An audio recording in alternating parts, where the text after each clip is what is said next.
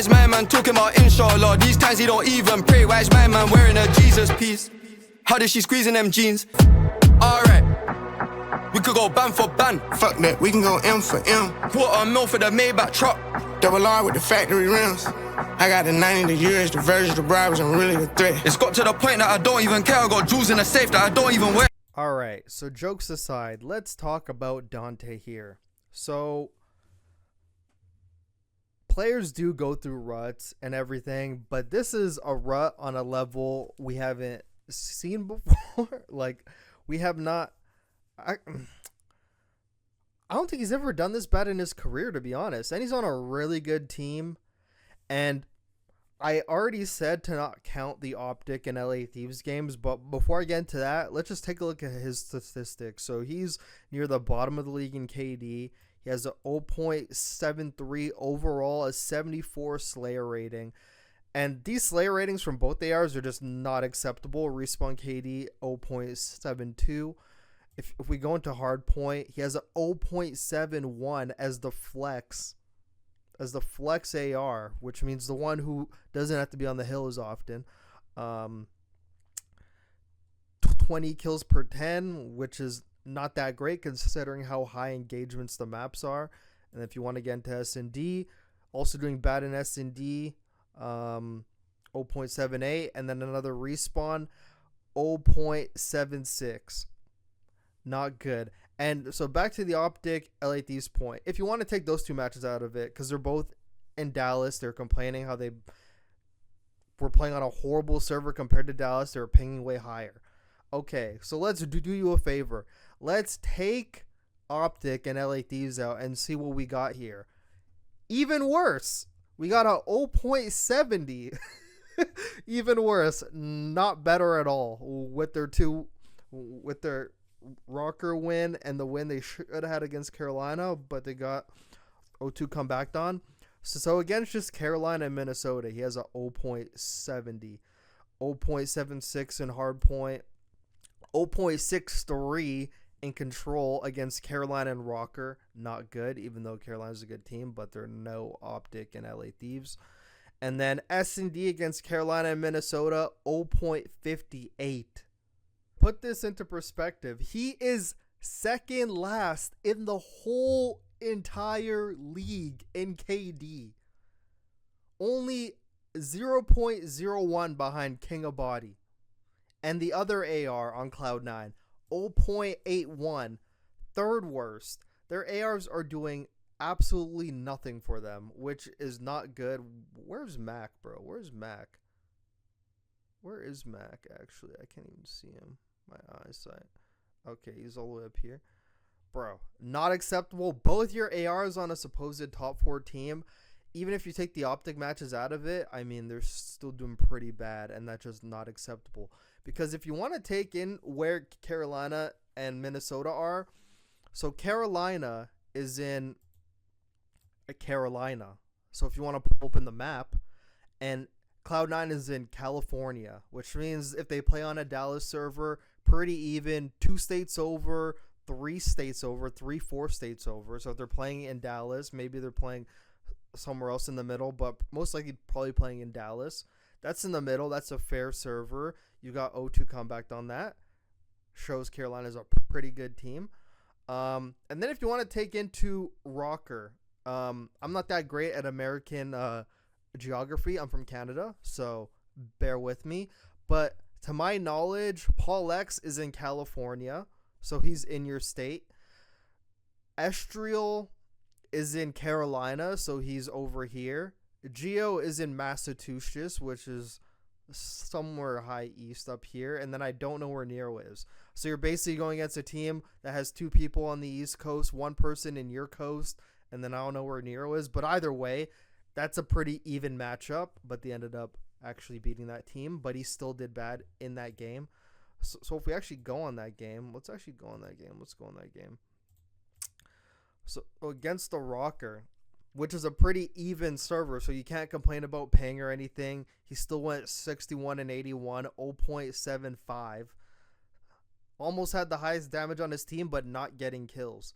And I haven't really done a deep dive into Cloud9's games. I'm going to try to give them a grace period. Let's see how they do at like the minor tournament and everything. But I try to watch some games, but I try to exclude others. So I excluded all of the Optic, all of the LA Thieves games, and then I kept Cloud9 and the Rocker games. So with Cloud9 and Rocker, I didn't really go over like the Vault. I mean, a Vault Control is what Vault Control is. I didn't bother going over Protocol because Carolina smoked Atlanta FaZe on that map. They're 3-0. Carolina's 3-0 on Protocol Hardpoint. So they're clearly pretty good at that map, and every other person did bad. And I don't think a 17-22 is bad necessarily. It's not great, but I mean, they got smoked. They got a 100-point club. So clearly things were doing bad. And then in this game, 21-36, 0.67. Probably could have expected more. This is a pretty high engagement map. He was doing good for most of the game, and then near the end, he was not doing so well. We're going to kind of watch that as we're talking through. And then in the game against Rocker, map number 1, Protocol. I mean, like, they won 22-29, just not doing great at all in terms of KD. And then the Vault, 8-18. I try to cut them some slack, but getting 3-0'd by Rocker. In Vault Control, kind of crazy, especially considering ping, so it's a pretty easy matchup, honestly. Maybe this should be the one I go through. I was kind of gonna skim through some games as I was talking, and then they ended up doing good this map. But he only had, so I'm gonna play something on the screen. He's only had a positive KD in 1 respawn out of all 4 games they played, and that was against, of all teams, LA Thieves on a Control. But otherwise, he has not had one other positive respawn KD, which is kind of alarming. And I think there were some S&Ds where he went even, but I think every other S&D he went negative for most of them, which is just not good from your star player who you essentially got rid of Skies and Kismet for to keep on, even though, I mean, anyone probably would have done that anyway. But what does Sib have to do to...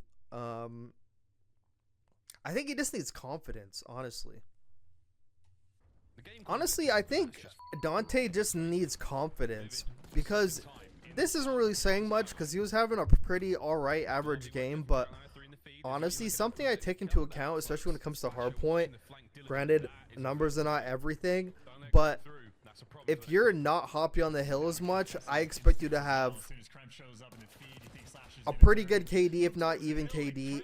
I don't think anyone who is getting 40 seconds on the hill for the whole game should be dropping a 0.76 in a respawn. That's more for the people on the hill. So if you want to take into account Mac with a minute and 14 going 29-22, and then we could honestly just pay attention to number 4 even. You can see sometimes, I mean, it isn't clear, very evident. I'm not going to go over their game. I'm not going to go over all their games. There's only so much Call of Duty. There's only so much Call of Duty I can watch when I have like a lot of things to make, but I'm going to try to give them a grace period. If this continues, I'm going to have to do a deep dive into this, but we can see with a lot of times he dies, there's a lot of second guessing. I feel like there's some confidence missing. We're going to go into like the rewind search and just try to watch it through. Even though I don't even like doing S&D when it comes to KD, because everyone can have a horrible game in S&D as well. So that's kind of like another thing. Everyone is capable of going like 2-9 in S&D because you only have 1 life. You catch 1 bad timing. But as I was watching a lot of the rounds, I could see it was like almost a confidence thing where he was not winning. He couldn't buy a gunfight for his life at all. And even in this one, granted, the end of this game is kind of like a mix fest, but he was going on a streak of just like not really getting much kills. He was putting himself in horrible positions. He was just not doing great. But like the whole game, he was doing good. I think he started like 20-18 at some point, and then just I think it was like 18-10. And then it went from 18-10 to 24-36. But granted, it was like near the end of the game, but it's not like you start, it's like you finish. I mean, you got Slasher on the other side with less hill time, going 36 and 26. This is a pretty even game too in terms of ping and everything. And if you're meant to be like the slayer on the team, you have to deliver in like the slang. You could say he just got a lot of horrible timings, but you could just tell his confidence was off. And we're gonna get into like the rewind S&D, and you'll see exactly what I'm talking about. You should just honestly just watch this S&D all the way through, because it was actually like pretty good S&D anyway, honestly. So right there, you lose a gunfight on the street to Slasher. I mean, that was pretty quick, bro. He literally died so fast I missed that. Bro, but he couldn't buy a gun. But actually, we'll pay attention like to Dante. You guys probably watched this S&D before. Let's go to the next round. And you could tell by his facial expression, he was just not having a good day. Not having a good day. And you could chalk it up to one day, but it was happening every match. So, I mean. And this round, I think they had a set up here, and he just got slammed in the back by Slasher right here. So you're going to see Slasher's going to come around. He's watching. I don't even know where he is, actually. Okay, he's laying right there. So look, Slasher comes around the corner. Rips him. Just not having a good day in any gunfight whatsoever. Could not buy one. Which is something you don't expect from Dante. I'll come some slack on this round because he got naded on that round, so that's whatever. And then there was like these 2 rounds here where I think was like the kicker. I didn't see this gunfight. I think he got tagged. Yeah, he got tagged. But his health definitely regen right here. But then he shelled Slasher. Slasher's probably not crazy heady. But he lost that gunfight too. He was just trying to find. He was trying to buy some confidence for sure. He was trying his hardest. I think Mac and Kremp have been doing great. They just need their ARs to step up, which is something a lot of teams are having an issue with. Like Atlanta FaZe, I feel, is having that issue as well. Draza and MC need to step it up. This is a game where you need your ARs. SMGs can't do everything. You do need some AR support if you want to do good. Like, you actually need your ARs to do something. Even though this actually is like a high engagement, high SMG game, but you need your ARs to do a lot. Actually, I wouldn't even call it an SMG game. I'd actually call this more of an AR game, to be honest. But then you see number 4. I think he loses another gunfight here. Actually, what wasn't this run? It was actually an offense run where I just saw him get a gun to bed. So right there, he's on like he's on the dumpster heady. Okay, he gets tagged. Oh, this round with the 1v2, I think. This round with the 1v2.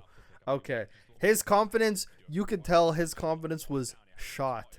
His confidence was shot. Here.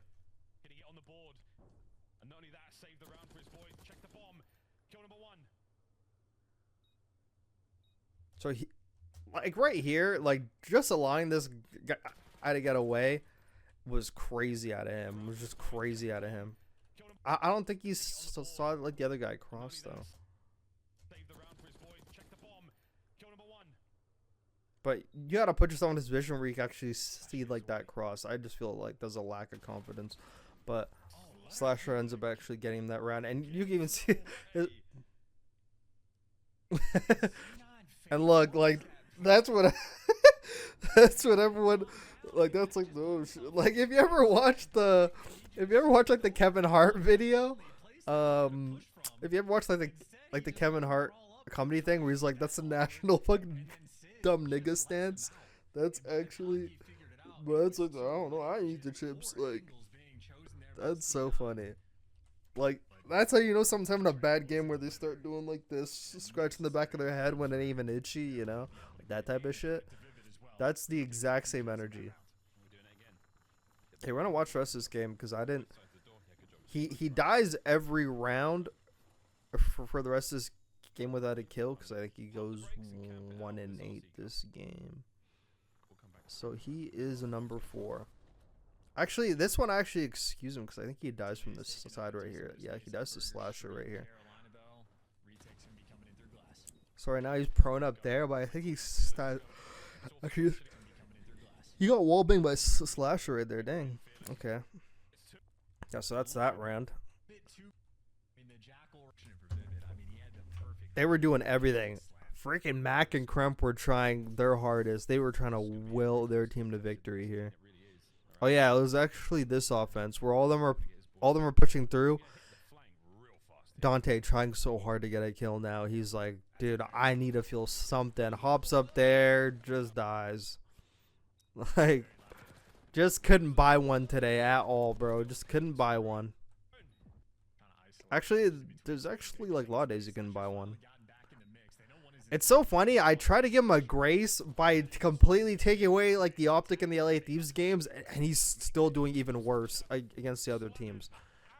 He's just not having a good stage at all. Yeah, but they need their errors to step up big time. Big time. Overall, though, I think Cloud9's in a good spot besides their ARs. I think Kremp and Mac are doing great.